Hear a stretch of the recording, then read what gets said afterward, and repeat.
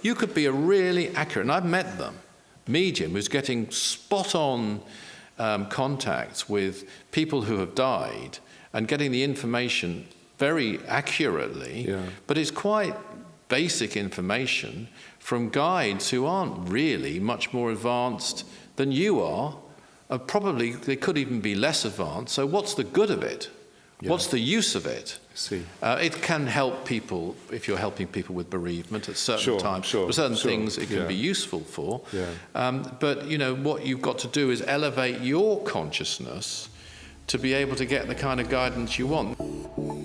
The Spiritual Freedom Show with Richard Lawrence, where politics is not the answer, materialism counts for nothing, and spirituality will set you free. Richard.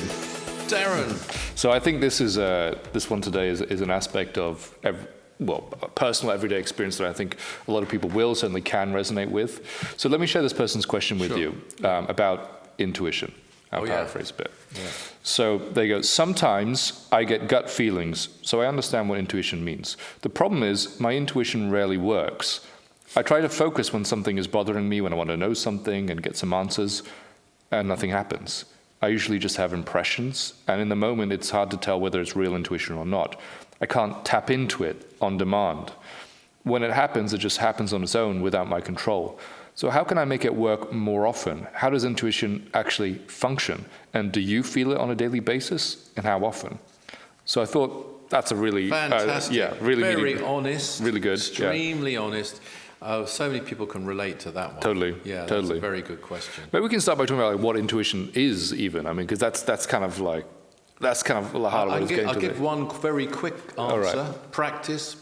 Okay. Practice. That's the answer to how you do it. Yes. And how you recognize it. Yes. But so over to you. Yeah. Well, I mean, I just thought we could start by just talking about what it is as a real thing, because there would be some a more mainstream sort of sciencey approach would describe it something more like a faculty in which hunches are generated by the unconscious mind, rapidly sifting through past experience and cumulative knowledge. But I think we're saying it's much more than that. Much more than that. Yeah.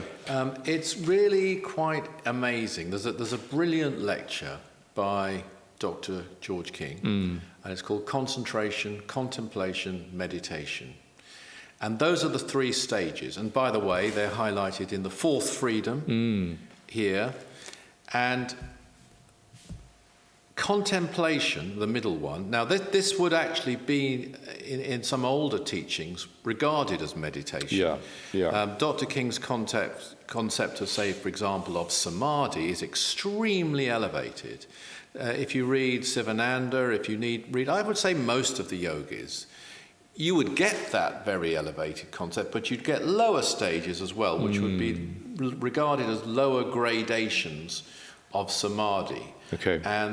But they would come in, as far as Dr. King is concerned, into the contemplative category. Sure. So I'm coming to the point here. But with contemplation, though, if you take it far enough, you can tune in to other people. I do a workshop called Unlock Your Psychic Powers, because everybody's got them. I wrote the book. That was my best-selling book, actually. It's not my best book, but it's my best-selling book. And everyone has those abilities. And there's one part of this particular lecture where Dr. King says, if you contemplated on a Turner painting, and I might have this a bit wrong in the details, you would know what was motivating Turner when he painted it. And if you went further, you would know what was motivating the person who made the frame. Wow. And the history of that person. If you went far enough with it, with contemplation, you could start to pick up things about people's early life, their past lives even, and their future lives even. So this is the amazing capabilities of contemplation. But there's a stage beyond this, and it's called, I would say in the fourth freedom of by Marset 6, it's called high intuition. Okay. And there's a phrase in here which I think I know by heart, so I'm going to try and do it by heart. If I'm wrong, we can check it. But it's the transmutation of mental energies upon the plane of inspiration called high intuition. Now, that's a very interesting statement, so I'll say that slowly. The transmutation of mental energies upon the plane of inspiration called high intuition. That's when you're moving from the contemplative stage into the higher stage of meditation, which I repeat is not mindfulness, is not most people's definition of, say, transcendental meditation or basic meditation. Right. It's a samadhic condition. Now, high intuition. With high intuition, you can go beyond even what contemplation can show, can reveal to you, because you can start to really know why at an abstract level. I see. So this is the journey, and there are lots of gradations along the way, and there's the very fact that the term high intuition is used means there must be lower forms of intuition. Totally, yeah. So coming to the question now, having given that little preamble, we need to start to tap into this lower intuition first and then move along the way. Yeah. Now, it would be far too easy, really, and it wouldn't be worth much if all we had to do is just stop. And some teachers will say this, just like stop thinking and then the answer will come. I'm sorry to have to say there's more effort required. That's why I started with practice, practice, practice. Yeah. But one thing you can do, and I certainly used to do, was test your own intuition in daily life. I see. Not just when you're doing your practices. Yeah. So okay. I'll give an example. You're walking down a road. You particularly want to find someone. You haven't seen them for a long time and you've lost track of them. You're walking down a road and you're going to a shop, but you think, no, I'm going to go off this road. I feel I should go to the library. And you've got time. You don't want a book, but you just feel I should go to This is like a feeling that's come to you. Yeah. So if you've got time, it's a safe thing to do, go to the library. You go to the library and you bump into this person you've been looking for a long time and you lost their number, their everything. Yeah. And there they are, because you followed that feeling. Nothing to do with books or the library. They happen to be there. Right. See what I mean? Yes. Now, the thing there is to remember that. That feeling. Feeling. Okay. Try and, as it were, log it, program it into yourself. And then another time, you'll walk to the library, you'll find it's closed, nobody was there, nothing's happening. That was a total waste of time. You walk back and go off to the shop. Yeah. But remember that too. Yes, that feeling. Yeah, that versus feeling. The other one. Yeah. And one's imagination, just an imaginary thought that's popped into your mind from nowhere, not intuition. The other one, it's too much of a coincidence. That's your intuition, if you like, statistically, because it's not like a vague thing, I happen to meet someone. This is a person you were desperately hoping to find, and this has happened to me, by the way, exactly that, really. It wasn't a library, but that has happened to me even when I was a teenager. So this can happen in life, and it can happen, in a lot of ways, and you can test it in life. And the two will be different. The feeling, the imaginary feeling, is a fleeting thing. It doesn't stand up. And then you learn to tell the difference.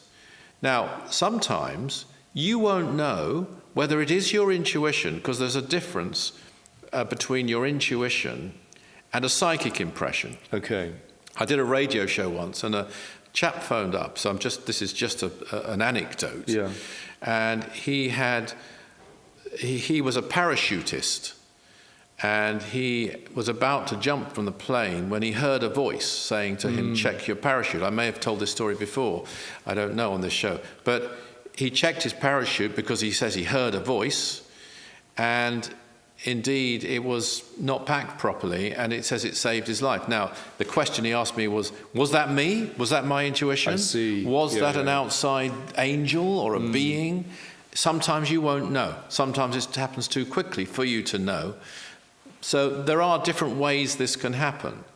But whatever it is, you can start to learn the difference. Now, if I then personally went into channeling, so I know the difference between getting a message from an outside source and listening to your own inner voice, your own intuition. Right. But having said that, I might be driving along in a car and something pops into my head and it turns out to be right, and I don't always know. I haven't sort of sat down and meditated on it to tell which it was, and sometimes, a lot of the time, it doesn't really matter. True, yeah. But I would say practice, practice, practice. So that's in life. You can practice. You can do it at work. Yeah. You. For example, there might be somebody in a room, and you start to feel their pain or something. They aren't saying anything. They might be putting a smile on their face, but you're feeling something else. And so you take note of that, and you go over, and you might not say, "Are you all right?" But you might sort of start chatting to them, and then it comes out, and you wouldn't have done it if you hadn't had that feeling. Now, that's a different kind of sense. That's a psychic sensation. That's clairsentience, actually, where you're picking up the feelings of somebody else. So these are various forms, and that's very different from pure, what I would call high intuition, which is purely coming from yourself. But I would say in the early stages, whatever it is, it's learning to tell the difference between your imagination and a genuine psychic impression or intuitive impression, and you can do that. The psychic impression is more lasting, apart from anything else, just to name one thing. Than just an imaginative. Yeah, so there's practice, practice, practice in life. Yeah. And the other thing, of course, is developing a set of spiritual practices that you are doing. I see, yeah. There's two aspects. Those are the two things. Yeah. So if you are doing breathing exercises, if you irregularly, if you are doing mantra, if you're doing certain types of visualization, if you are practicing prayer, if you're practicing healing, some of those things, then you'll also develop a much more reliable intuition along the way as well. Yeah. So the combination of doing that, testing it in your life. By the way, I will say one thing. Having given many, many psychic readings, especially when years and years ago, sometimes you'll tell somebody something, and they'll say, "No, that's not true." Some people like to say, "No, that's not true." Okay, yeah. It doesn't mean it isn't true, by the way. I remember giving a reading when I was really starting out many years ago, and I said to this person, "Well, you went on a school trip to Chester." And they said, "No, I didn't. I've never been to Chester." And this isn't the only time this happened. So it can throw you off. Think, "Oh my God, I'm way off. I'm right off." Okay. Now, it wasn't nothing to do with this school trip to Chester. When you're doing that kind of work, it's actually what it was about was as it turned out later, was his father, who had actually passed on, who was connected to that school trip, and it led on to something important. It was nothing about the trip. But along the way, you're getting these impressions. Yeah. Now, somebody can say, "No, that's not true." Some people really don't, particularly if they consciously or subconsciously don't like psychic abilities. They might try and block it and say no. You get the opposite too, people who go out of their way to say yes. So you just got to detach from that. Yeah. But this particular person who said no, and it threw me off a bit, I thought, I must be off. Then they went home and they phoned me up later. Oh, by the way, I did do a school trip to Chester. I've just remembered. So I'm just giving that as a little warning. Yeah, just go with what you're getting. If it's not safe, if it's a radical thing, if it's getting you to take any risks in life, don't follow it, especially in the early stages. But if it's a safe thing, you can test it. I see. And you will start to tell the difference between imagination and intuition. Yeah, and I think it's really helpful. You can create like a safe sort of testing environment for yourself. Yeah. And what I think is really encouraging, because it is a process of learning, isn't it? You're saying learn the difference between an aspect of your imagination and a genuine psychic or intuitive impression that you're receiving. I call it like a groove you get into, and you know when you're into it, and you know you're on. And it's a bit like, you might say, a musician, or probably an artist. I don't do art, but or a poet. You know when you're on a groove. Totally. And some people might not like the music, and some might. It doesn't really matter. You're onto it, and you stay on it, and you go with it. And it's a bit like that. You know when you're on, and because you recognise the feeling. Yes, totally. And even Nostradamus had his own methodology, according to what we can tell. Before he started to make his prophecies, he'd look for a certain flame, he'd have his scrying water. I see. Then he knew he could to help him tap into his from what one can tell. And in his case, he might have been getting a contact as well. You develop your own method. It could be a very simple thing with you, but you think, okay, right, and then you know you're on, and then you get it. And of course, you can test yourself as well. And of course, the big test is it helpful to other people? Is it helping you and therefore helping other people? Because intuition, the great thing about intuition, it's always good. It's always good. You might get it wrong, and this is a very honest question. It goes back to the question, doesn't it? Yeah. There's nothing wrong. I could talk for an hour about this, but don't worry, I won't. But first of all, there's nothing wrong in saying I don't know. Getting some kind of impression and not know. I think a psychic's got to be able to do that. I used to do a show on LBC actually. With the late Mike Allen, we did this 1-hour show called The X-Files. We had psychics in, but they always felt the need. I felt, some of these psychics anyway, I won't say all of them, to know everything. I see. And people expect you to. Yeah. I mean, I remember going to an interview once, and it was about unlock your psychic powers, and I asked somebody, where the gentleman's was. And they said, well, you're psychic, you should know. And I thought, the day I start using my abilities to find a toilet, forget it, That's the day to give up. But, so, you don't have to feel you always know.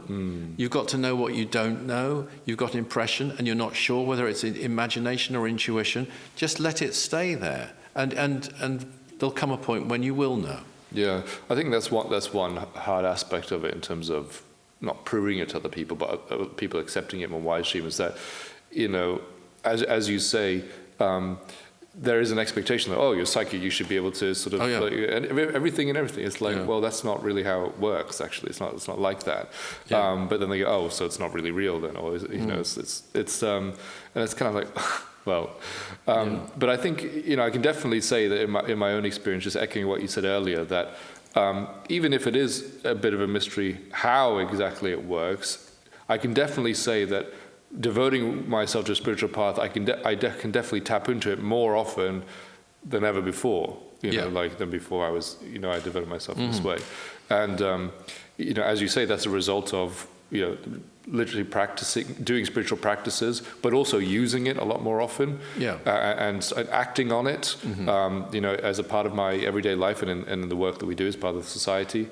And, as you say, the more you kind of do that, it seems like the more you kind of open yourself up and begin to recognize that feeling that you get, which is, it definitely is. Very different from that fleeting imaginative thought. It's something that just stays with you, and it's just sort of, until you act on it, it's kind of there. And remember, that it's all relative to your state of consciousness. Yeah. So, if you say have one too many drinks and you're perhaps very relaxed, or you're in a certain state which isn't conducive, then no, you won't necessarily get your intuition telling you solid giving you solid guidance. But you've got to change your own consciousness, make your own effort to get into a state where yes, you'll receive it. Because intuition in its highest form is your contact with your inner spark.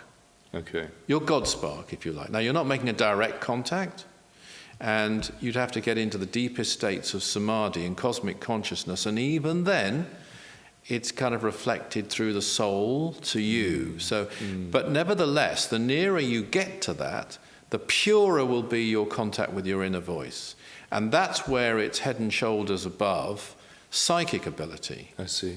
You can get psychic, but for example, you could be a really accurate, and I've met them, medium who's getting spot-on contacts with people who have died and getting the information very accurately, but it's quite basic information from guides who aren't really much more advanced than you are.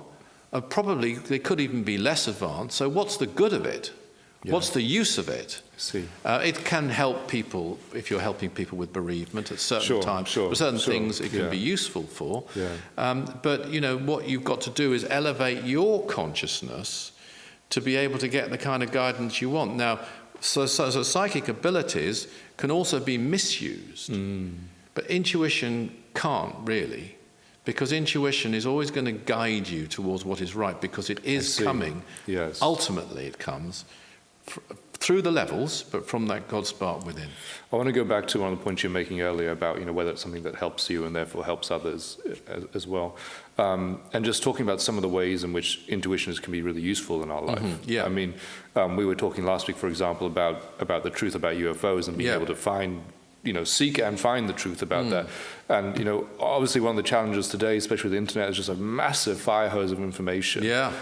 Almost too much, and so much that is not the truth. And so the challenge that we have now is sifting through all of this and trying to figure out, okay, what is the truth? What is true? And how can I test that? How can I know that that's the case? Yeah. Using things like my intuition. You know what I found over the years in the New Age movement, if you like, the mind, body, spirit movement, is an either-or approach from a lot of people. You're either an intuition person, and some will say that's right brain, they'll even say that, or you're an intellectual person, which they'll say is left brain. I see. And they'll say, we're right brain. I see.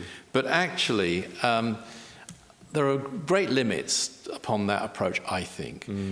The two work perfectly together. Totally. Don't throw out the logic. Don't throw out the intellect. Don't think, I need to get rid of that faculty in order to be intuitive. You don't. One should lead to another.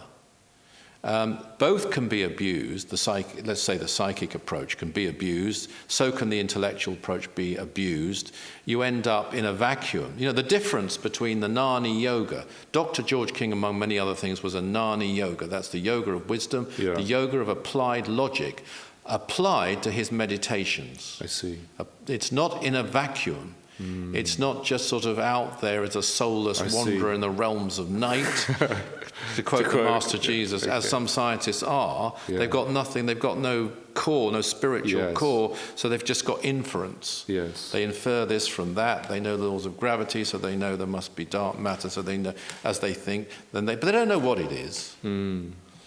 But if it's applied to spirituality, if it's linked to your higher self, then use your logic as well. Yes, the two work. And I think that also can release the intuition, quite the contrary to what some people think. It's not a barrier as long as it's used properly, and one can feed off the other. And they both, in the final analysis, should reach the same destination, as a matter of fact. But intuition can do things logic can't do. We'll say that. If you had to choose one, I would choose, in this pure intuition here, I would choose the intuition, because it can go beyond. It can draw on information which is not accessible to you.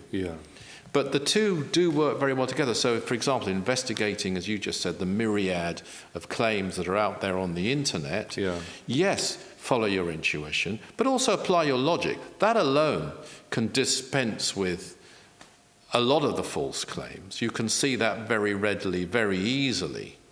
When you meet one that looks, I can't, if I'm honest, you've got to have honesty, by the way. With intuition, you have to be honest. I can't dismiss this. I can't know that this isn't true. If it is true, it's probably the most important thing I've ever come across. Then follow it through, and your intuition, sooner or later, will come through for you. But you've got to stay with it. You've got to be open. You've got to be honest. Apply your logic, use all your faculties, and then the intuition will come through for you. And not only the intuition, by the way, this is not what's being asked, but the motivation. Because I've had people say to me, look, I'm interested in this, but really I know this is what I should really be doing, and it's what I really know I'm meant to be doing, but, I'm finding I want to go off and watch football, go off, whatever it might be, do other things. Nothing wrong with that, by the way, so I do it myself sometimes, but, just not get down to it, go partying, go whatever. That, again, come back to your spiritual practices, because they will not only help you to contact intuition, they'll help you to contact that part of you which does want to pursue truth, that does want to give your life to truth, and to motivate you to the point where you actually want it. Not I should, I want. Because I, the real I, does want. And that's the bit we need to contact. I love that. That's sort of a more encompassing aspect of this question, isn't it? That it's not just about tapping in for an answer, every now and then. It's about actually our whole being an expression of our contact with our own inner self. Absolutely. Higher self. Yeah. It's wonderful. I think I just thought, maybe we could finish with any pitfalls that might be, any guidance you might give for anyone to avoid. There are a lot of pitfalls, actually. Well, ego is one. One has to be humble. I think, as I said earlier, being able to say I don't know, having a certain humility is vital. That's one of the things. I would actually say having a certain sense of humor, strangely, on the path is important, can be very helpful in a way to keep balanced. Another very vital one is being grounded. Okay. I remember a chap who had a magazine called Beyond Science, and he was so inspired to do this magazine that he mortgaged his home. Okay. The magazine didn't do well because he was a purist. He didn't want to put celebrities on the cover and the things you need to do to sell magazines. This is pre-internet, by the way. Yeah. And he ended up basically losing his home, and then he couldn't do a magazine at all. I see. And I knew the fellow, and I had actually said to him, you don't have to sell out, but you are going to have to try and reach people if you want to sell your magazine. And I used to write articles for him in there, but I said, I suggested some things to him, which he was, as I say, a purist. So again, that's being grounded. That's just an example of it. You have to deal with life in all its forms. Those are some of them anyway. There's quite a few, actually. But of course, I suppose the big one comes back to the questioner. Learning to tell the difference between your imagination and your intuition. Wonderful class on intuition. Thank you, Richard. Thank you. Hey everybody, it's Darren here. Thanks for tuning into the show. Now, if you enjoyed that episode, don't forget to subscribe for more wisdom from the 9 Freedoms. If you'd like to find out more about the 9 Freedoms, about Mars Sector 6 by Dr. George King, go to our website, that's aetherius.org. Richard and I love hearing from you, receiving your comments, your questions on your spiritual experiences, and talking about them on the show. So do write to us, share them with us at spiritualfreedom@richardlawrence.co.uk. Always remember that service is the jewel in the rock of attainment. See you next time.